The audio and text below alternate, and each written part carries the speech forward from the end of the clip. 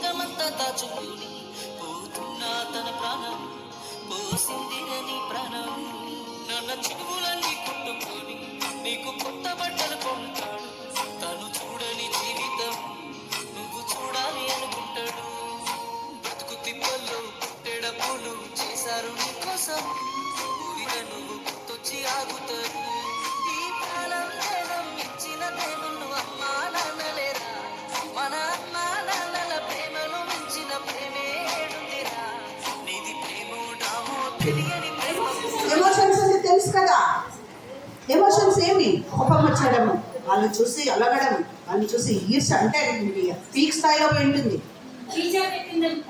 కోపపడడం, అమ్మ తిట్టిందని కోపపడడం, ఎవరు చెప్పారు? అనిందని కోపపడడం, ఎవరికైనా ఇలాంటి ఫీలింగ్ కలిగిందా?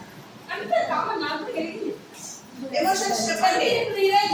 ఎమోషన్స్ 3 చెప్పండి. మీరు కొత్త డ్రెస్ వేసుకొస్తే ఇంకో పాప ఏమవుతారు మీరు?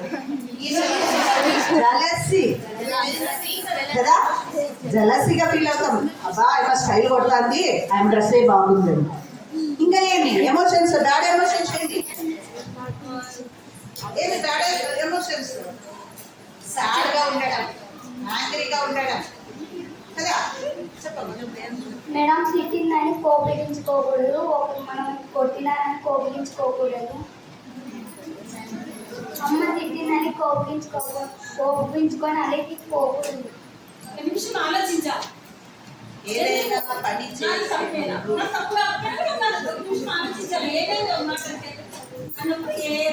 చూడండి.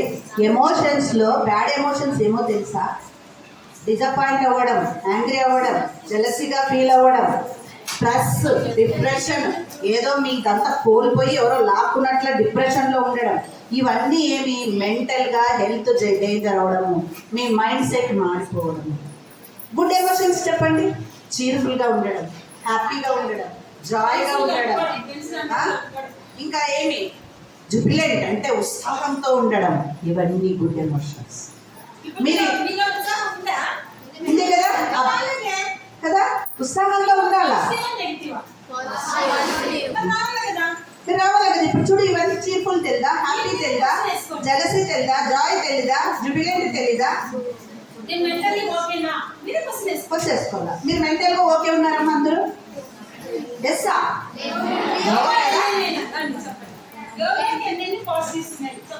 చెప్తారా? క్వాలిటీస్, పాజిటివ్ క్వాలిటీస్ 1 2 కూడా లేవా పాజిటివ్ క్వాలిటీస్? ఇప్పుడు ఉదయం లేసేవాళ్ళు, అమ్మ తిడితే సర్దుకునేవాళ్ళు, తర్వాత